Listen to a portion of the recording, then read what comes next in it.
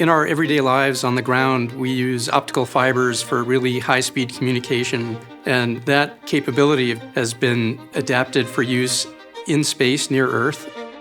DSOC stands for Deep Space Optical Communications, which is using lasers to communicate at high rate, and the application of that to deep space beyond the moon is what the DSOC project is about. Primary objective is to give future NASA missions the tools for returning data at much higher rates. The signals travel at the speed of light, so they come just as fast as they do for the microwaves, but you could send more data in the same time of a pass for the same spacecraft resources. The notion of being able to communicate, have video to astronauts on Mars is actually part of the vision that NASA has for optical communications.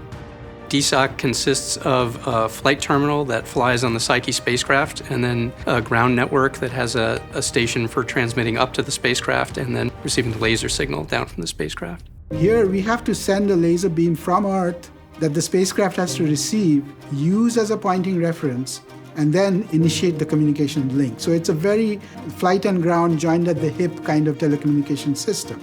DSOC is being implemented as a technology demonstration to show that we know how to build terminals that can do this, with the idea that in the future they can be flown as part of the operational communication system on future missions. And we designed the terminal to operate out to about Mars' farthest distance. And Psyche on its cruise actually does a Mars flyby, so it's an excellent vehicle for the demonstration of deep space optical communication. DSOC is the first time that there'll be optical communication demonstrated beyond the moon.